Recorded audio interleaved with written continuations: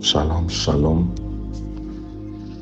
Mes bien-aimés dans le Seigneur, je vous salue au nom puissant et merveilleux de notre Seigneur et Sauveur Jésus-Christ de Nazareth.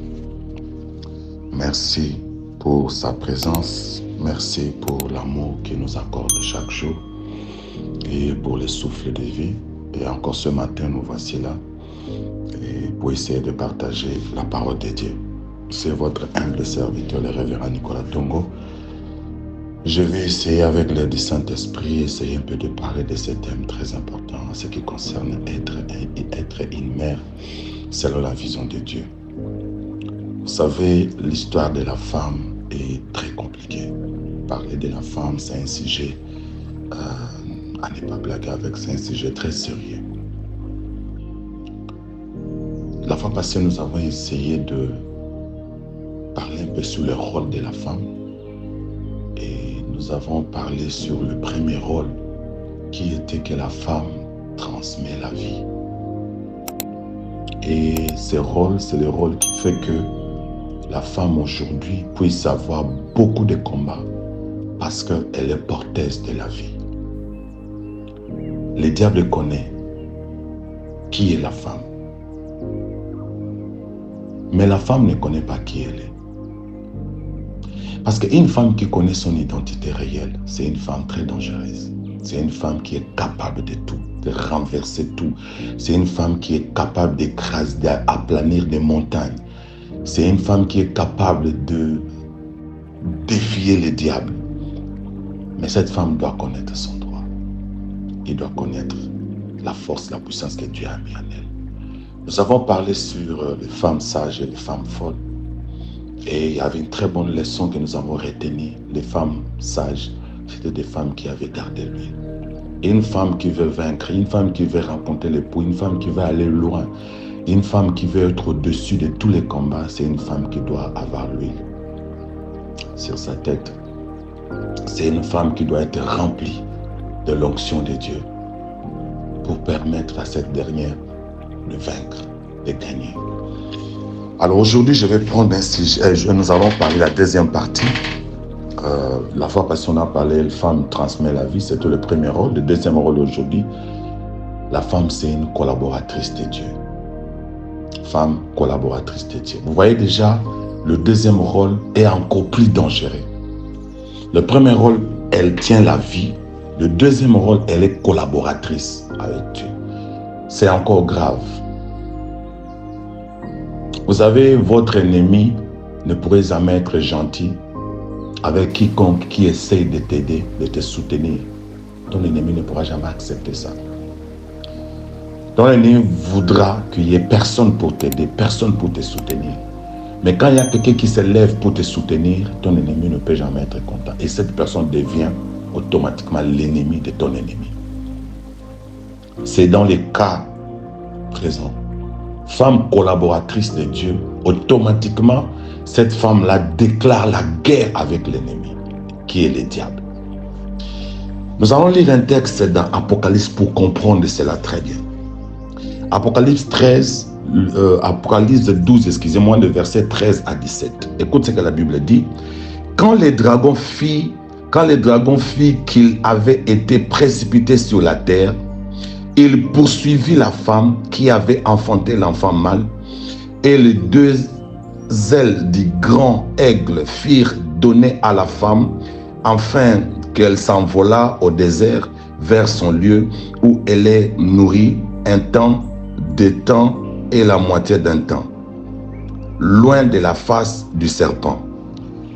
Verset 15. Et de sa bouche, le serpent lança de l'eau comme un fleuve, derrière la femme, afin que de l'entraîner par le fleuve.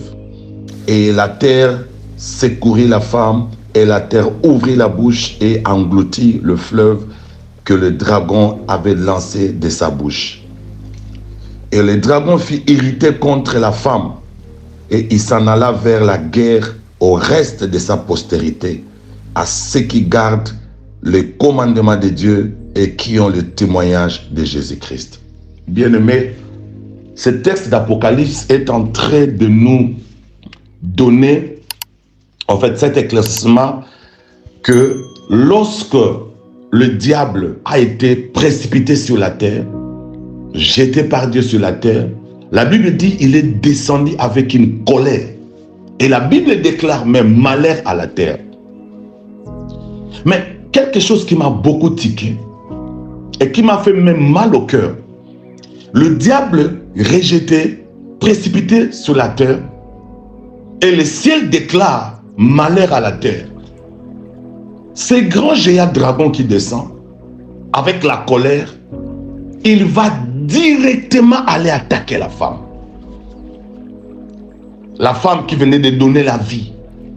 Lui, dès qu'il descend, il se met directement à attaquer la femme. Et il attaque la femme. Son acolyte, le serpent ancien, attaque la femme. C'est-à-dire, la femme n'a pas même eu le temps de repos. Elle ne s'est pas reposée. Elle qui vient de donner naissance. Elle qui vient de donner la vie. Pas de repos. Voici comment l'Apocalypse décrit la réalité de ces combats, mon frère et ma soeur. Le diable, à l'image du dragon et du serpent ancien, ils n'ont pas donné de repos à cette femme. Dès que cette femme a donné naissance, les combats se sont déclarés et des combats multiples. Et cela, c'est jusqu'aujourd'hui pour la femme. La femme n'a pas de repos. La femme n'a pas là où poser la tête. La femme ne peut jamais rester tranquille. Parce que le dragon, le serpent, a déclaré la guerre. Dès qu'il est descendu sur la terre, son ennemi numéro 1, ce n'est même pas l'homme. Son ennemi numéro 1, c'est la femme.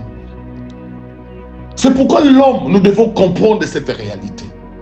L'ennemi numéro 1 du dragon et du serpent ancien, c'était la femme. Il est descendu pour combattre la femme. Non pas seulement la femme elle-même, mais aussi sa postérité. C'est pourquoi tu vois, dans Jérémie 15, le verset 18, la Bible dit, pourquoi ma souffrance est-elle continuelle? Pourquoi ma blessure est-elle inguérissable et refuse-t-elle d'être cicatrisée? Cette parole, c'est la parole d'une femme. Une femme qui pleure, une femme qui a des combats de gauche à droite. Et il n'y a pas de repos à cette femme. Qu'est-ce qu'elle a fait? Quel est le mal que cette femme a fait? Elle n'a rien fait du tout. Le mal, c'est seulement parce qu'elle est collaboratrice avec Dieu. Dieu a tellement confiance à cette femme. Dieu a tellement mis des choses très importantes dans la vie de cette femme. Dieu, pour passer, pour bénir l'humanité, il passe à travers la femme. Souvenez-vous, lorsque Dieu a voulu nous sauver à travers notre Seigneur et Sauveur Jésus-Christ, Dieu n'avait pas un autre moyen pour passer, pour venir sauver l'homme. Il a utilisé sa collaboratrice qui était la femme. Il passe par la femme pour sauver l'humanité. Donc la femme a un grand poids. Le dragon, le serpent ancien, l'ennemi, le diable ne peut jamais accepter que la femme puisse être libre. C'est pourquoi tu vois la vie de la femme, ce n'est que la souffrance. Lorsqu'elle est même enceinte, elle va souffrir jusqu'à enfanter. Mais lorsqu'elle met au monde, la souffrance est là. Cette femme souffre. Cette femme n'a pas de repos. Cette femme n'est pas calme. Je pense à cette femme qui m'a raconté l'histoire un jour, qui m'a dit, pasteur, je suis mariée, j'étais enceinte. Le jour où je devais aller accoucher, j'ai appelé mon mari. Je lui ai dit, papa, je ne me sens pas bien. Viens avec la voiture me prendre et me laisser à l'hôpital. Parce que je vais accoucher. L'homme dit à la femme, je suis busy, j'ai trop à faire. Prends seulement un Uber, va, je vais te suivre. Qu'est-ce que la femme a fait pour mériter tout ça? C'est l'homme qui a mis la sémence. La femme déclare, papa viens me laisser. Je suis dans une période terrible maintenant. Viens me soutenir. Viens rester à côté de moi. Viens qu'on parte ensemble à l'hôpital. Mais l'homme dit, je suis busy. Je n'ai pas le temps. Prends un Uber. Va à l'hôpital. Je vais te suivre. Cette femme me dit, pasteur, je suis allé à l'hôpital seul. J'ai pris un Uber. Seul, sans mon mari. Les infirmiers me demandaient, où est ton mari? J'ai dit, non, il est au travail. J'ai essayé de couvrir cet homme. J'ai accouché dans des difficultés. J'allais même mourir. Je suis resté à l'hôpital 3 jours. Cet homme n'est pas venu me voir, pasteur. Je suis sorti de l'hôpital avec Louba, mais ce monsieur a une voiture. Ce monsieur part au travail. Il ne même pas passé à l'hôpital pour voir son enfant que j'ai donné la vie. Qu'est-ce que la femme a fait pour mériter tout ça?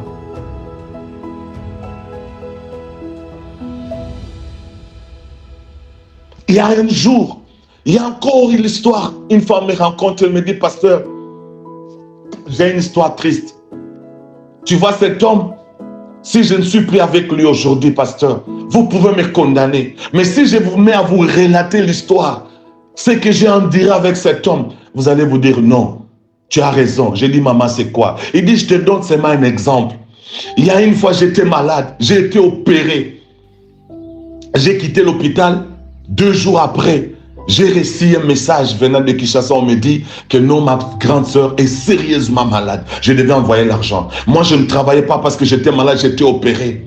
J'ai demandé à mon mari, papa, est-ce que tu peux me prêter l'argent pour que j'envoie à Kinshasa parce que ma grande sœur est sérieusement malade, elle est entre la vie et la mort. Cet homme va me demander, il dit, si tu veux que je te donne l'argent pour que tu aies ta sœur, je dois m'accoupler avec toi. J'ai dit, papa, j'ai encore l'opération avec moi. Je viens de sortir de ça d'opération il y a 2 jours. Papa, pourquoi tu me fais ça? Il dit, non, si tu n'acceptes pas que je puisse m'accoupler avec toi, je ne te donne pas l'argent. Il dit, parce que je n'avais pas le choix. Ma soeur est gravement malade. On m'appelle, me dit, c'est entre la mort et la vie. Je devais accepter de m'accoupler avec ces méchants messieurs pour qu'ils me donnent l'argent afin que je donne à ma soeur. Qu'est-ce que j'ai fait? Qu'est-ce que la femme a fait pour mériter toutes ces choses, mes bien-aimés dans le Seigneur? Tout ça, c'est à cause du combat, parce qu'elle est collaboratrice avec Dieu. Dieu a des secrets avec cette femme. Le dragon se met en colère pour faire souffrir cette femme, pour faire payer à cette femme. Qu'est-ce que nous allons dire à cette femme qui est violée devant son mari, devant ses enfants? Et à la fin, non pas seulement la violer, ils vont prendre un bâton, ils vont introduire dans son appareil génital. Qu'est-ce que cette femme a fait pour mériter toutes ces choses? Qu'est-ce que nous allons dire de cette femme qui ne mettait qu'au monde des garçons, qui ne mettait qu'au monde des filles? Et le mari s'est fâché. Pourquoi tu me donnes que des filles? J'ai besoin d'un garçon. Tu dois quitter ma maison. Il a chassé cette femme. Et cette femme se retrouve dans la rue avec son bébé. Qu'est-ce que nous allons dire? Qu'est-ce qu'elle a payé? Qu'est-ce qu'elle a fait du mal, cette femme, pour mériter tout ça? Qu'est-ce qu'elle a fait du mal? Il dit, regarde les combats de la femme. Regarde les combats de la femme. Cette femme rejetée à cause de la répétition d'un seul sexe d'enfant. On va la rejeter. Elle va se retrouver dans la rue. Quand vous lisez dans le livre de Jean 8, le verset 1 à 11, on nous relate l'histoire de cette femme attrapée en flagrant délit d'adultère. Et les hommes l'ont pris. Ils l'ont amené à côté de Jésus pour essayer de voir qu'est-ce que Jésus va faire, comment Jésus va réagir. Il dit, regarde cette femme, on l'a attrapée en adultère. Oh, la loi de Moïse nous exige une femme pareille, on doit la lapider. La Bible déclare, Jésus les regarda et Jésus commença à écrire en bas. Bien-aimé, je pense que ce que Jésus écrivait, c'est ce que je suis en train d'imaginer maintenant. Jésus disait, il écrivait en bas pour dire, l'homme est méchant. L'homme est méchant. Cette même femme qui lui a donné la vie, aujourd'hui il veut tuer cette femme. Cette même femme qui se soucie pour sa vie, aujourd'hui il veut tuer cette femme. Cette même femme qui sacrifie toute son énergie, sa vie, pour que cet homme soit heureux, aujourd'hui il veut tuer cette femme. Et Jésus les a regardé et soulevé la tête et dit, oh c'est triste. Parmi vous qui n'a pas péché, qu'il prenne la pierre et qu'il jette à cette femme. La Bible déclare, la conscience au-dedans d'eux, leur conscience les a reprochés. Ils se sont retrouvés que non, nous sommes de méchants. Nous aussi nous faisons du mal. Cette femme ne mérite pas qu'on nous puissions la lapider. D'ailleurs, c'est l'homme qui est allé déranger cette femme. La femme était assise dans son coin. Cet homme commençait à lui faire des avances, jusqu'au point de faire tomber cette femme. Mais lorsque la sentence devait être là, c'est toujours la femme qui devait payer. L'homme, on ne l'a même pas amené devant Jésus. On ne sait même pas cet homme était resté où. On ne sait même pas qu'est-ce qu'il faisait. On ne sait même pas qui était cet homme. Mais on amène seulement la femme, toujours la femme, à côté de Jésus pour chercher à lapider cette femme. Jésus l'a regardé, il dit, femme, où sont ceux qui t'ont accusé? La femme a dit, il n'y a personne, papa. Jésus a dit, oui. Ils t'ont plus condamné. Il dit, oui, papa. Jésus a dit, moi aussi, femme, je ne te condamne pas. Vas-y. Jésus donne la liberté à cette femme. Il dit, vas-y. Tu es en train de payer tout ceci à cause de ton amour, de ton alliance avec ton Père, à cause de l'alliance que tu as avec Dieu, parce que tu es la collaboratrice de Dieu. Et l'ennemi ne veut pas de toi. L'ennemi sache que c'est toi qui détiens la vie. C'est toi. Si on tue la femme, on détruit la progéniture. On détruit tout ce qui est derrière. Si on envoûte la femme, on envoûte toute la famille. Si on change la femme, la vision de la crainte de Dieu, on enlève la crainte de Dieu dans la vie de la femme, c'est toute la famille qui marchera sans la crainte de Dieu. Le diable connaît qui est la femme. C'est pourquoi le diable, le dragon, le serpent ancien est en train de combattre la femme. La Bible dit, dès qu'il est descendu en bas, précipité par Dieu, jeté par terre par Dieu, il va directement aller attaquer la femme. Pourquoi tout ça? Qu'est-ce que la femme a fait? La femme ne mérite pas tout ça. Bien-aimé dans le Seigneur, c'est pourquoi j'aimerais dire à quelqu'un, nous tous, d'une façon ou d'une autre, nous avons essayé de lapider la femme. Il y en a d'autres même qui ont lapidé la femme. Il y en a d'autres qui ont pris la pierre pour lapider. Mais je ne sais pas par quelles circonstances ils ont dit non, je ne lapide plus. Tout homme, d'une façon ou d'une autre, nous tous, même y compris moi, nous avons d'une façon ou d'une autre fait du mal à la femme. Nous avons fait du mal à la femme d'une façon ou d'une autre. Mais j'aimerais parler à une femme aujourd'hui. Cette femme abattue, cette femme rongée par des problèmes, cette femme qui ne dort pas la nuit, cette femme qui est en train de souffrir, cette femme qui n'a rien fait, mais elle est en train de payer. Maman, j'aimerais te dire, c'est parce que tu es collaboratrice avec Dieu. C'est parce que Dieu a tellement fait confiance à toi, Dieu a tellement investi à toi, c'est ce qui te crée des problèmes. C'est à cause de sa femme, tu es en train de payer tous ces prix. À cause de sa femme, tu n'es pas en liberté. À cause de sa femme, le diable veut à tout prix mettre fin à ta vie. Mais j'ai une bonne nouvelle pour toi, femme. J'ai une bonne nouvelle. De la même manière que l'ennemi te combat, de la même manière aussi que Dieu te défend. Dieu ne t'abandonnera jamais. Dieu sera avec toi. J'aimerais dire à une femme qui passe des moments difficiles, qui traverse des moments durs, des rejets, des problèmes de tout genre. Lève-toi. Lève-toi. Ne baisse pas les bras. Lève-toi, ne baisse pas les bras. Le diable connaît. Si toi tu n'es pas là, c'est l'humanité entière qui est par terre. Le diable les connaît. Si toi tu reçois la mauvaise éducation, c'est toute l'humanité qui sera polluée. Voilà pourquoi il ne veut pas que la femme soit une femme modèle. Il ne veut pas que la femme soit une femme sage. Il ne veut pas que la femme ait cette force, cette reconnaissance qui elle est. Le diable ne veut pas parce qu'elle sait. Si la femme découvre qui elle est, cette femme va changer beaucoup de choses dans ce monde. C'est pourquoi tu vois les femmes qui ont compris leur nature, les femmes qui ont compris qui elles sont, ces femmes-là ont bougé le monde. Que les problèmes ne te découragent pas, maman. Que les problèmes ne te puissent pas te mettre par terre. Même si cet homme-là t'a rejeté, même s'ils ont pris la pierre pour te lapider, Jésus-Christ est là. Ton Dieu qui a des secrets avec toi, il se mettra debout. Il ne t'abandonnera jamais. Il ne te laissera jamais. J'ai parcouru ma Bible, mon frère et ma soeur, de la Genèse jusqu'à l'Apocalypse. Je n'ai vu personne, je n'ai vu aucune place où on dit Dieu est le protecteur de veuves. Mais la Bible me dit Dieu est le mari de veuves. Je n'ai pas vu là où Dieu protège un veuf. Il n'y en a pas. Mais Dieu est le mari de veuve et le père des orphelins.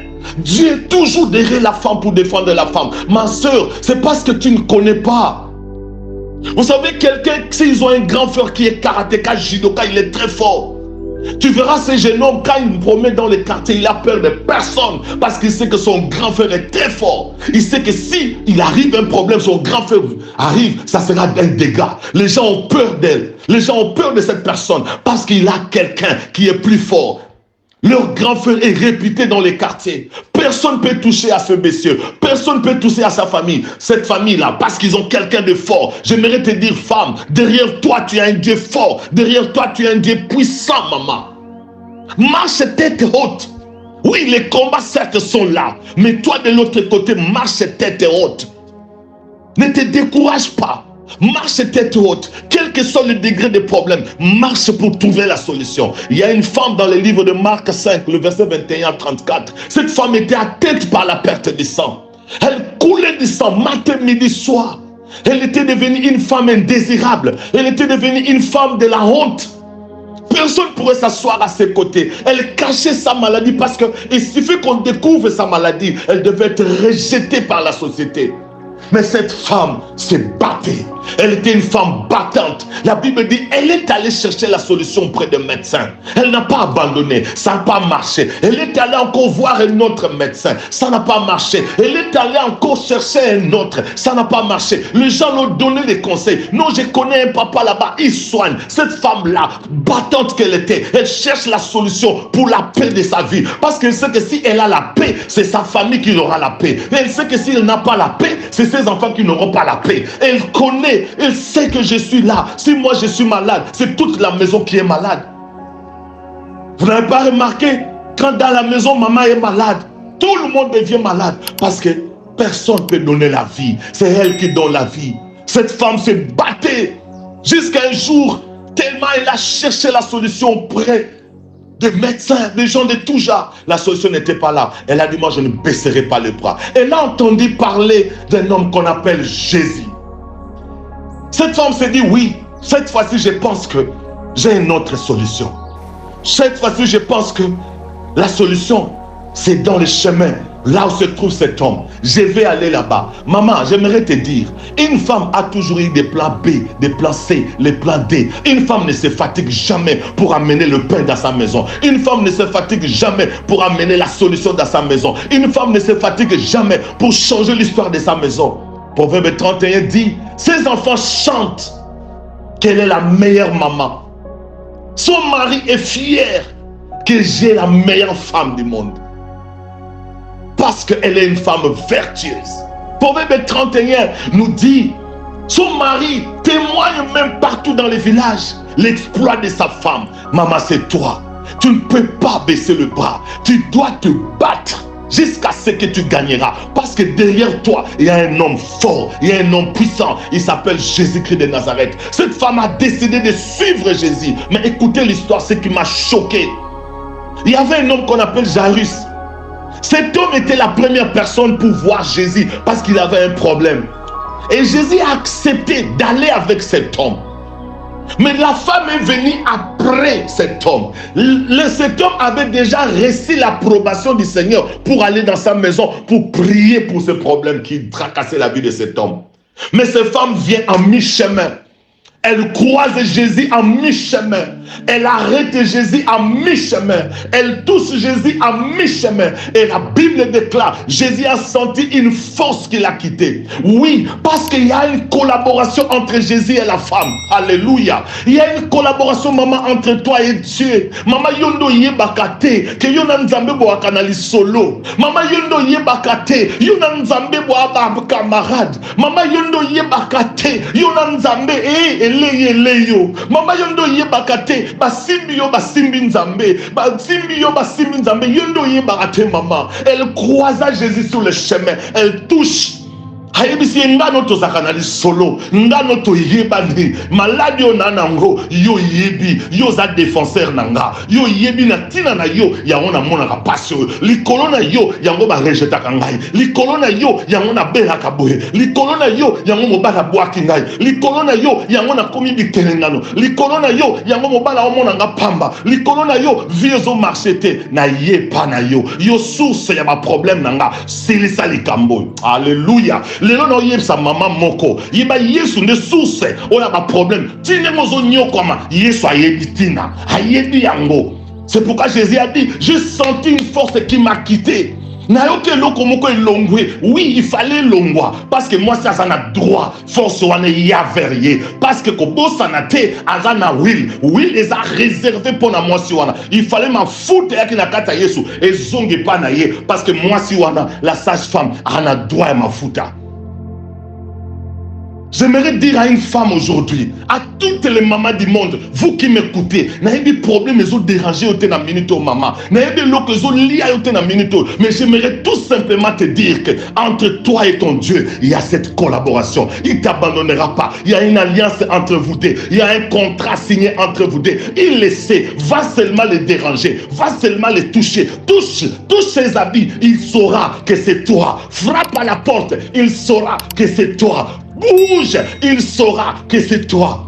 Et il ne va pas résister. Il va ouvrir la porte. Il va faire tout pour que toi tu sois dans la paix. Maman, tu pleures parce que tu ne savais pas qu'il y a une collaboration entre toi et ton Dieu.